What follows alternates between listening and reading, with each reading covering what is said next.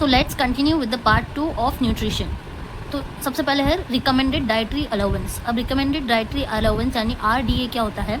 Percentage of total daily calories that should come from carbohydrate, proteins, fats to maintain optimal health, energy and body function. मतलब जो भी हम खाना खा रहे हैं, अब हमें नहीं पता कि उसमें क्या क्या होता है, कार्बोहाइड्रेट, प्रोटीन, फैट। तो एक जो आइडियल होता है कि हमें कार्बोहाइड्रेट इतने खाने चाहिए, मतलब इतनी कैलोरीज कार्बोहाइड्रेट की होनी चाहिए, इतनी प्रोटीन की होनी चाहिए, वो एक दिन का जितना भी होता है कैलोरीज, उस परसेंटेज को हम रिकमेंडेड डाइटरी अलाउंस कहते हैं। मतलब हम जो भी खाना खा रहे हैं, फॉर एग्जांपल हम अगर कार्बोहाइड्रेट खा रहे हैं तो हमें वो कितना खाना है कि हमारे लिए सफिशिएंट हो। तो सबसे पहले कार्बोहाइड्रेट आता है, वो हमें 50 to 60% रखना है हमारी फूड प्लेट में। अब उसमें क्या क्या सोर्सेज होते हैं? राइस, व्हीट, ओट्स, फ्रूट्स, ये सब। प्रोटीन 10 to 15% रखना है, वो सफिशिएंट होता है। सोर्सेज होते हैं egg, milk, lean meat, fish, legume, soya, nuts, ये सब। फैट हमें 20 to 30% रखना होता है, जिसके सोर्सेज होते हैं ऑयल, नट्स, सीड्स, फिश वगैरह। फॉर एग्जाम्पल अगर एक इंसान है, उसको per day 2000 kilo calorie diet लेनी है, तो कार्बोहाइड्रेट उसको 55% रखना है, तो उसे 1100 कैलोरी रखना होगा। मतलब उससे 2075 ग्राम अप्रॉक्सीमेटली कार्बोहाइड्रेट खाना होगा। प्रोटीन्स अगर उसको 15% रखनी है तो 300 कैलोरीज रखनी होगी, जो कि 75 ग्राम होगा। फैट अगर उसको 30% खाना है तो 600 कैलोरीज आएगी, जिसमें कि उसे 67 ग्राम जो है खाना होगा। तो मैंने एक यहाँ पे पाई चार्ट बनाया है, वहाँ पे आप देख सकते हैं कि जो कार्बोहाइड्रेट 55% है, फैट 30% है और प्रोटीन 15% है। यहाँ पे मैंने एक फूड प्लेट का भी फोटो लगाया है, इससे आप देख सकते हैं कि आपकी फूड प्लेट कैसी दिखनी चाहिए। अब यहाँ पे मैंने एक और डेफिनेशन लिखी है, RDA represents the quantities of nutrition to be provided in diet daily for maintaining good health and physical efficiency of body. मतलब न्यूट्रिएंट्स की वो क्वांटिटी जो कि हमें डाइट में लेनी चाहिए रोज़, ताकि हमारी गुड हेल्थ मेंटेन रहे और जो हमारी फिजिकल एफिशिएंसी है बॉडी की, वो मेंटेन रहे। अब ऐसे कौन से फैक्टर्स हैं जो RDA को अफेक्ट करते हैं? तो सबसे पहले है सेक्स। मतलब जो मेन होते हैं उनको 20% हायर रिक्वायरमेंट होती है देन वुमेन। जैसे जो iron, man is about 20% higher than women. ठीक है, खाना जो है RDA जो है वो मेन का ज़्यादा होता है और वुमेन का कम होता है। लेकिन जो आयरन होता है वो फीमेल को ज़्यादा ज़रूरत होती है ड्यू टू मेंस्ट्रुएशन, क्योंकि मेंस्ट्रुएशन में जो ब्लड निकलता है उसमें हीमोग्लोबिन होता है, हीमोग्लोबिन में आयरन होता है, तो फीमेल को आयरन की ज़्यादा ज़रूरत होती है। Additional requirement 20 to 30% in pregnant and lactating women. अब जो प्रेग्नेंट वुमेन है या फिर लैक्टेटिंग यानी जो बच्चे को दूध पिला रही है, ऐसी जो औरतें होती हैं, ऐसी जो फीमेल्स होती हैं, उनको ज़्यादा 20 to 30% ज़्यादा जो है रिक्वायरमेंट होती है खाने की। फिर आता है age, higher in growing age. जो ग्रोइंग एज है, मतलब जब बच्चा बड़ा हो रहा है तो उसे ज़्यादा खाने की ज़रूरत होती है। एग्जाम्पल, प्रोटीन होता है 2 ग्राम पर किलो बॉडी वेट। मतलब अगर वो फॉर एग्जाम्पल अगर वो 50 किलो का है, कोई भी बच्चा है, या 40 किलो का मान लो, तो 40 किलो का अगर है तो उसे 1 किलो में 2 ग्राम चाहिए होंगे, तो 40 किलो में उसे एटलीस्ट 80 ग्राम जो है प्रोटीन की रिक्वायरमेंट होगी एट ए ग्रोइंग एज। लेकिन जो अडल्ट है उसमें पर किलो पे पर ग्राम जो है चले, यानी अगर वो 80 किलो का है कोई अडल्ट, तो उसे 80 ग्राम जो है प्रोटीन की रिक्वायरमेंट होगी।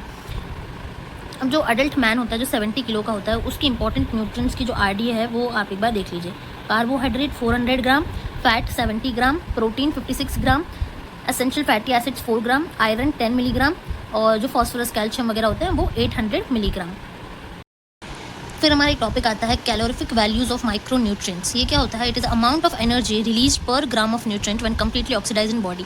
जब हम कोई खाना खाते हैं तो वो हमारी बॉडी में जाके ऑक्सीडाइज हो जाता है, और जब वो ऑक्सीडाइज होता है तो एक न्यूट्रिएंट का पर ग्राम हमें कितना एनर्जी दे रहा है, वो होता है calorific value of micro nutrients. मतलब हमने अगर कार्बोहाइड्रेट खाया, वो हमारी बॉडी में ऑक्सीडाइज हुआ, उसके बाद उसका जो 1 ग्राम है उसने हमें फॉर एग्जांपल अगर 10 किलो कैलोरी जो है एनर्जी दी, तो वो जो है कैलोरिफिक वैल्यू हो जाएगी कार्बोहाइड्रेट की। जैसे जो न्यूट्रिएंट्स हैं, देखो ये सारे न्यूट्रिएंट्स होते हैं, उसमें कितनी कैलोरीज मिलती है पर ग्राम।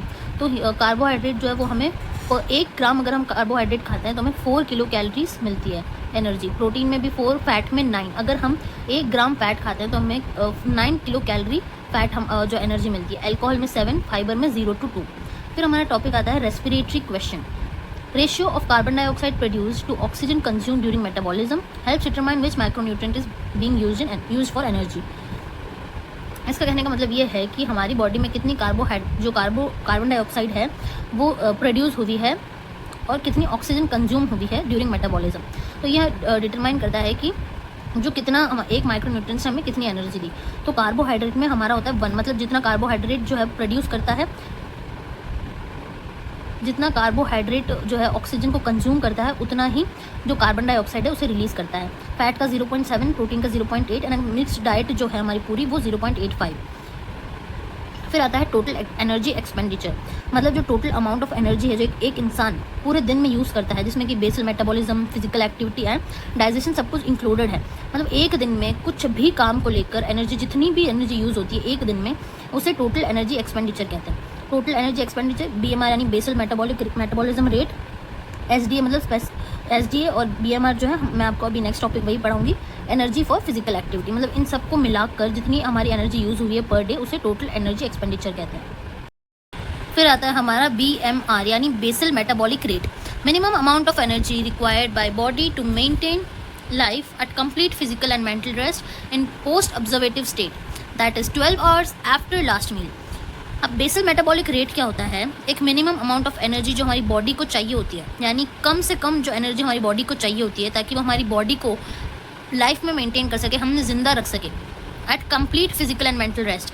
मतलब ना हम कोई फिजिकल काम करें, बस हम बेड पे लेटे हुए हैं और ना ही हमारे पास कोई मेंटल स्ट्रेस है। मेंटल स्ट्रेस, एंजाइटी, डिप्रेशन कुछ नहीं होना चाहिए, ना कोई फिजिकल वर्क होना चाहिए। मतलब हम बेड पे लेटे हैं, हम खुशी से हैं, हम लाइक रिलैक्स्ड हैं। इन पोस्ट ऑब्जर्वेटिव स्टेट मतलब 12 आवर्स आफ्टर लास्ट मील, हमने खाना खाया उसके 12 घंटे बाद हम बेड पे लेटे हैं, हम कोई काम नहीं कर रहे हैं, हम एकदम खुशी से, हमें कोई स्ट्रेस नहीं है, तब हमारी बॉडी को जो एनर्जी चाहिए होती है उसे बेसल मेटाबॉलिक रेट कहते हैं। Under basal conditions body appears to be in total rest. Basal conditions में हमें ऐसा लगता है कि हमारी बॉडी जो टोटल रेस्ट पे है, ना कोई फिजिकल काम, ना कोई मेंटल काम, ना digestion, but several functions within the body continuously occurs that including heart and other organs, conduction of nerve impulse। हमें ऐसा लगता है कि बेसल कंडीशन में जब हम बेड पे लेटे हैं, हम खुश हैं, हम पोस्ट ऑब्जर्वेटिव स्टेट में हैं, मतलब हमने खाना 12 घंटे पहले खाया था तो हमारा कोई डाइजेशन भी नहीं हो रहा है। हमें लगता है कि उस वक्त हमारी बॉडी में कोई फंक्शन नहीं हो रहा है, लेकिन वहाँ पे सेवरल फंक्शंस हो रहे होते हैं, जैसे कि हार्ट का और भी अदर ऑर्गन्स होते हैं जिसके अंदर नर्व इम्पल्स कंडक्शन भी होता है। तो इन फंक्शंस को करने के लिए जो मिनिमम एनर्जी चाहिए होती है उसे BMR यानी बेसल मेटाबॉलिक रेट कहता है। इसको मेजर करने के लिए क्या क्या चीज़ें होनी चाहिए? सब्जेक्ट जो है, जो भी हम जो पेशेंट है, जो सब्जेक्ट है, जो कि पर्सन है, वो अवेक होना चाहिए, मतलब like he should not be sleep, वो जगा हुआ होना चाहिए at complete physical and mental rest. उसे ना कोई फिजिकल काम कर रहा हो, ना ही वो कोई मेंटल स्ट्रेस में हो। पोस्ट ऑब्जर्वेटिव स्टेट मतलब 12 आवर्स हो गए हैं उसे खाना खाए हुए। कंफर्टेबल सराउंडिंग यानी 25 डिग्री सेल्सियस जो है टेम्परेचर हो, कंफर्टेबली वो पर्सन जो है कंफर्टेबल हो। एपरेटस क्या क्या होता है? एक होता है बेनेडिक्ट एंड रॉथ जो कि क्लोज सर्किट होता है, एंड डोगलास मेथड जो कि ओपन सर्किट में मेजर किया जाता है। अब BMR की नॉर्मल वैल्यू जो मेल में होती है, अडल्ट में देख रहे हैं हम, मेल में 38 किलोग्राम पर मीटर स्क्वायर पर आवर, मतलब एक आवर में हमारी बॉडी का जो मीटर स्क्वायर होता है उसमें 38 किलो कैलोरी चाहिए होती है और फीमेल में 35 किलो कैलोरी। अब ऐसे कौन से फैक्टर्स हैं जो BMR को अफेक्ट करते हैं, यानी BMR चेंज हो सकता है उससे? सरफेस एरिया, तो जितना सरफेस एरिया ज़्यादा होगा उतनी BMR ज़्यादा आएगी, और surface area in the sense कि अगर वेट ज़्यादा है, हाइट ज़्यादा है तो BMR भी ज़्यादा आएगी। सेक्स यानी मैन जो होता है उनके लीन होते हैं, वो मसल मास ज़्यादा होता है तो मैन में ज़्यादा आती है और फीमेल में कम आती है। 5% जो है वेरिएशन होते हैं। इन्फेंट्स जो एज होता है उसमें भी जो है डिफर करता है। इन्फेंट्स और ग्रोइंग चिल्ड्रन जो होते हैं उनमें ज़्यादा आती है, अडल्ट में कम आती है। Decrease BMR by 2% every decade of life. जैसे जैसे हम बड़े हो रहे हैं हर एक डिकेड में 2% जो है BMR कम होता है। फिर आता है physical activity, more in person who do regular exercise due to increase in surface area. जो फिजिकल एक्टिविटी करता है, रोज़ रेगुलर एक्सरसाइज करता है, उसमें ज़्यादा आती है क्योंकि उनका जो सरफेस एरिया होता है वो भी ज़्यादा होता है। हार्मोन जो है उस पर भी डिपेंड करता है। BMR जो है इंक्रीज आएगा अगर उसे हाइपरथायरॉयडिज्म है, डिक्रीज होगा अगर उसे हाइपोथायरॉयडिज्म है। Other hormone such as epinephrine, cortisol, GH यानी growth hormone and sex hormone increase BMR। अगर ऐसे कोई हार्मोन है, एपिफ्राइन है, कॉर्टिसोल, GH, सेक्स हार्मोन, ये सब जो है BMR को इंक्रीज़ करते हैं। एनवायरनमेंट में क्या होता है, अगर ठंडी जगह है, कोल्ड है तो BMR जो है ज़्यादा आएगा, और अगर वार्म है, अगर गर्म जगह है तो वहाँ पे BMR कम आएगा। Starvation, BMR decreases bye 50%। अगर कोई है पेशेंट या सब्जेक्ट है वो स्टार्व कर रहा है, वो फास्टिंग पे है तो उसका BMR कम आएगा 50%। फीवर में BMR जो है 10% इंक्रीज़ हो जाता है every 1 degree Celsius rise in temperature. Her 1 degree जब राइज होता है हमारी बॉडी का टेम्परेचर तो 10% BMR भी इंक्रीज़ हो जाता है। Disease states elevates in various infection, मतलब जब इन्फेक्शन होता है तो बीएमआर इंक्रीज हो जाता है। Addison disease increase BMR, Addison disease में भी बीएमआर जो है डिक्रीज हो जाता है। ड्रग्स अगर को ले रखा है जैसे कैफाइन हो गया, अल्कोहल हो गया, वो बीएमआर को इंक्रीज कर देता है। इसका सिग्निफिकेंस क्या है, यानी हम इसको क्यों कैलकुलेट करते हैं, हम इसलिए कैलकुलेट करते हैं ताकि हम कैलोरी रिक्वायरमेंट जो है उसको कैलकुलेट कर सकें और हम डाइट प्लान कर सकें। अब आता है हमारा SDA यानी specific dynamic action, thermic effect of load TEF और diet induce thermogenesis DIT। SDA को TEF यानी थर्मिक इफेक्ट ऑफ फूड भी कहते हैं और डाइट इंड्यूस थर्मोजेनेसिस यानी DIT भी कहते हैं। SDA होता क्या है, extra energy expenditure that occurs above BMR after eating due to process of digestion, absorption, transport, metabolism and storage of nutrients. अब SDA का मतलब ये है कि हमारा जो BMR है वो तो नॉर्मल, मतलब जब हम फिजिकल लाइक एक्टिविटी नहीं कर रहे हैं, मेंटल स्ट्रेस में नहीं है, तब जो एनर्जी यूज़ होती है उसे हम BMR कहते हैं। अब उसके अलावा जो एक्स्ट्रा एनर्जी यूज़ होती है process of digestion, absorption, transport, metabolism, storage of nutrients, इन सब में जो एनर्जी लगती है उसे SDA कहते हैं। इसका मैकेनिज्म क्या होता है, हम फूड को कंज्यूम करते हैं, हम खाना खाते हैं, secretion of gastric enzymes and GI hormones. अब खाना खाने के बाद क्या होता है, सीक्रेशन होता है एंजाइम्स एंड GI हार्मोन्स का, मतलब गैस्ट्रोइंटेस्टाइनल हार्मोन्स का, तो उसमें हमें एनर्जी चाहिए होती है। इंक्रीज GI मोबेबिलिटी, इंक्रीज होती है गैस्ट्रोइंटेस्टाइन मोबेबिलिटी, उसमें हमें एनर्जी चाहिए होती है। एक्टिव ट्रांसपोर्ट ऑफ न्यूट्रिएंट्स का ट्रांसपोर्ट करने के लिए जो एक्टिव मेथड होता है उसमें हमें एनर्जी चाहिए होती है। बायोसिंथेसिस प्रोसेस में हमें एनर्जी चाहिए होती है। यूरिया सिंथेसिस में हमें एनर्जी चाहिए होती है। All these require ATP, therefore increase oxygen and heat. इन सब काम के लिए हमें ATP चाहिए होता है, जिसकी वजह से ऑक्सीजन और हीट इंक्रीज हो जाता है। अब क्या होता है, SDA की वैल्यूज़ क्या क्या होती है। अगर हम प्रोटीन खाते हैं तो हमारा जो SDA का वैल्यू होता है वो 30 to 40% होता है, कार्बोहाइड्रेट का 5 to 10, फैट्स का 0 to 5%। अब इसके की कैरेक्टरिस्टिक्स क्या क्या हैं, delayed effect, starts after 30 minutes after meal and peaks at 2 to 3 hour. अब क्या होता है कि SDA कब स्टार्ट होता है, जब हमने खाना खाने के बाद 30 मिनट्स जब हो जाते हैं तब जो है SDA स्टार्ट होता है, और ये पीक पे होता है जब 2-3 घंटे हो जाते हैं। Temporary returns to baseline 4 to 5-6 hours. अब क्या होता है कि SDA जो है वो पीक पे जाके वापस बेस लाइन पे आ जाता है 4 से 6 घंटे में। इन्फ्लुएंस बाय, ये किस किस चीज़ से अफेक्टेड होता है, मील साइज़ के हम कितना खाना खा रहे हैं, हमारा कितने हार्मोन्स अफेक्ट हुए हैं, हमने क्या क्या चीज़ें खाई, क्या क्या माइक्रो न्यूट्रिएंट्स खाया है, हमारी एज क्या है और हमारी हेल्थ कैसी है, इन सब पे ये चीज़ें डिपेंड करती है। सो let's continue. Balance diet. Balance diet क्या होता है, balance diet is a diet which contains different types of foods possessing the nutrients, carbohydrate, fats, protein, vitamin, mineral in a proportion to meet requirement of body। Balance diet एक type की diet होती है जिसमें कि जो है different types of foods होते हैं, जिसमें हर टाइप का न्यूट्रिएंट जैसे carbohydrate, fat, protein, vitamin, mineral, ये सब एक अमाउंट पे प्रेजेंट होते हैं जितनी हमारी बॉडी को रिक्वायरमेंट होती है। Basic composition of balance diet is highly variable, differs from country to country, availability of food, social and cultural habits, economic status, age, sex, physical activity. Balance diet जो है बहुत ही ज़्यादा वेरिएबल होती है, यानी चेंज होती है country to country, in fact state to state जो है ये डिफर करती है कि खाने की कितनी अवेलेबिलिटी है। अगर खाना ज़्यादा है तो वो एक अलग अमाउंट में खाएंगे, खाना कम है तो वो अलग अमाउंट में खाएंगे। सोशल एंड कल्चरल हैबिट्स, जो कल्चर है वो भी डिफर करता है। इकोनॉमिक स्टेटस, अगर एक अच्छा लाइक रिच आदमी है तो वो अच्छा खाना खाएगा, एक पुअर है तो वो कम खाना खाएगा। एज पर भी डिपेंड करता है, सेक्स पर भी डिपेंड करता है, फिजिकल एक्टिविटी कितनी हो रही है उस पर भी डिपेंड करता है कि बैलेंस डाइट में क्या क्या चीज़ें ऐड होनी चाहिए और कितनी रिक्वायरमेंट है। अब जैसे कि बैलेंस डाइट में कार्बोहाइड्रेट जो है वो 55 to 60% होना चाहिए, प्रोटीन्स 10 to 15% होना चाहिए, फैट 20 to 25% और वाटर हमारी बॉडी में पर डे 2 to 3 लीटर जाना चाहिए। In India balance diet is composed of cereals, pulses, vegetable, roots, tubers, fruits, milk product, fats, oil, sugar, groundnut, meat, fish, eggs are present in non veg diet.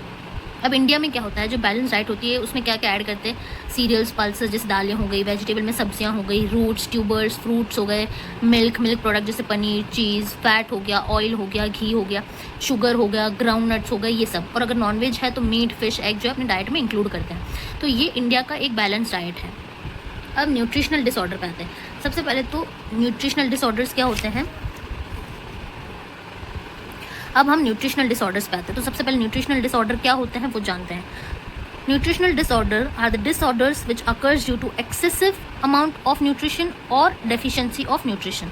मतलब जो nutrition हमारी body में अगर ज़्यादा हो गया है तो भी हमें दिक्कत हो सकती है, अगर कम है तो भी हमें दिक्कत हो सकती है। तो सबसे पहले आता है protein energy malnutrition, prevalent in preschool children and infants. अब अगर प्रोटीन जो है उसमें अगर हमारी कमी आ जाती है, प्रोटीन की डेफिशिएंसी हो जाती है, तो क्वाशिकॉर और मरसमस नाम की 2 डिजीज़ेज़ हैं, 2 ये जो चीज़ें हैं वो होती है, ये मोस्टली प्री स्कूल चिल्ड्रन और इन्फेंट्स में होती है। अब क्वाशिकॉर क्या होता है? Sickness of deposed child, that is a disease that child gets when the next baby is born. अब क्या होता है कि ये एक ऐसी डिजीज़ है जो कि डिपोज चाइल्ड्स में होती है, मतलब एक बच्चा हुआ और कुछ महीने हुए या फिर 1 ईयर समथिंग हुआ और एक और बच्चा उस मॉम को, उस मदर को एक और बच्चा हो गया। तो क्या होता है कि जो फर्स्ट चाइल्ड होता है, एल्डर सिबलिंग होता है, उसको प्रॉपर न्यूट्रिशन नहीं मिल सकती है, ठीक है। तो जिसकी वजह से उसे क्वाशिकॉर नाम की जो है डिजीज़ हो सकती है। ये कब अकर होती है? जब बच्चा 1 से 5 साल के बीच में हो। Primary due to insufficient intake of protein. Primary cause यही होता है कि उसको प्रोटीन जो है वो अच्छे से नहीं मिलता है। As a diet consist of carb mainly, क्योंकि उनके डाइट में मेनली कार्बोहाइड्रेट ही होते हैं। अब इसके क्लिनिकल सिम्टम्स क्या क्या हैं? स्टंटेड ग्रोथ, मतलब ग्रोथ रुक जाती है। एडिमा होता है बॉडी में। डायरिया होता है। हमारी जो नेल्स और स्किन की कलर होती है वो बच्चे की वो चेंज हो जाती है। एनीमिया हो जाता है और अपैथी मून फेस हो जाता है, यानी एकदम पेल सा फेस हो जाता है उसका। अब इसका ट्रीटमेंट क्या है कि हम उसे प्रोटीन रिच फूड दें और उसे मॉनिटर करें, प्लाज्मा एल्ब्यूमिन जो है कंसंट्रेशन उसकी मेजर करें, disappearance of oedema and gain in body wait. हम ऐसा कुछ करें कि उसमें एडिमा कम हो और बॉडी वेट का गेन हो। अब मरसमस में क्या होता है? Occurs in children under 1 year age. अब क्वाशिकॉर में क्या था कि 1 to 5 एज के बच्चे को होता है, लेकिन मरसमस क्या होता है? 1 ईयर के एज के जो नीचे वाले बच्चे होते हैं उनको होता है। सेम इसमें भी प्रोटीन की जो कैलोरीज की डेफिशिएंसी की वजह से होता है। बस की एक डिफरेंस ये है कि वो क्वाशिकॉर तो 1 to 5 की एज में होता है और ये अंडर 1 ईयर एज में होता है। ये ग्रोथ रिटार्ड हो जाती है, मसल वेस्टिंग हो जाती है, एनीमिया हो जाता है, वीकनेस होता है, लेकिन इसमें एडिमा नहीं होता है। क्वाशिकॉर में एडिमा होता है लेकिन इसमें एडिमा नहीं होता है, और decrease concentration of plasma albumin.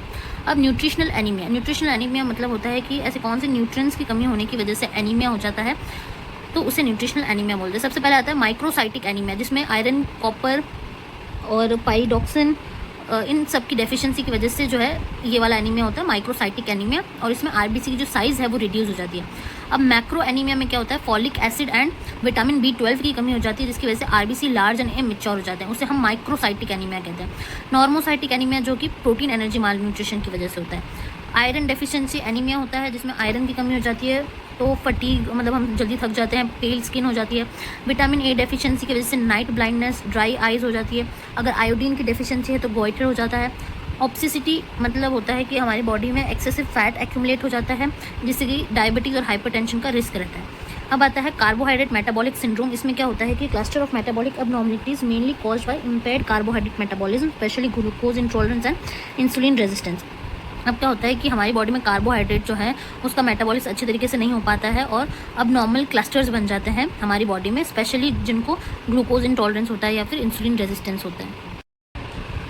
अब इसका की फीचर्स क्या क्या होते हैं? इंसुलिन रेजिस्टेंस है तो cell becomes less responsive to insulin. अब इंसुलिन के लिए जो सेल है वो रिस्पॉन्स ही नहीं करती है और ग्लूकोज जो है वो ब्लड में ही रह जाता है। हाइपरग्लाइसेमिया हो जाता है, यानी शुगर लेवल बढ़ जाता है। सेंट्रल ऑक्सीसिटी, यानी जो स्टमक होता है वहाँ पे जो है एक्सेसिव फैट हो जाता है अराउंड एब्डोमेन, और जो है डिस्लिपीडिया हो जाता है, यानी increase in triglycerides and decrease in HDL।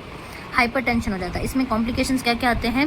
Type 2 diabetes mellitus हो जाता है, CVD यानी हार्ट अटैक, स्ट्रोक, इन कार्डियोवास्कुलर डिजीजेस की प्रॉब्लम्स हो जाती है। Non alcoholic fatty liver disease हो जाती है। पॉलीसिस्टिक ओवरिक सिंड्रोम यानी PCOD हो जाती है।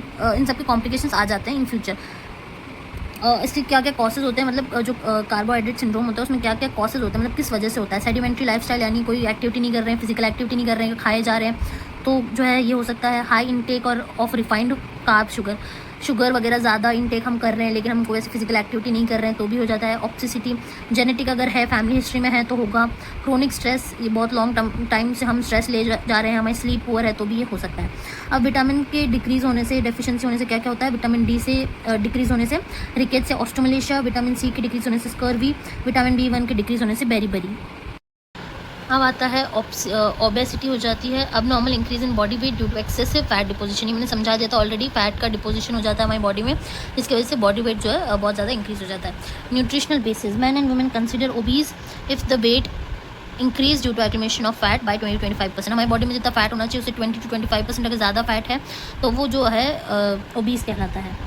इसके क्या क्या कॉसेज हो सकते हैं? PCOS, हाइपोथायरॉयडिज्म, कुशिंग सिंड्रोम, कुछ मेडिसिन जैसे ओरल कॉन्ट्रासेप्टिव पिल्स, एंटी कॉन्वुसुलेंट्स, ये सब।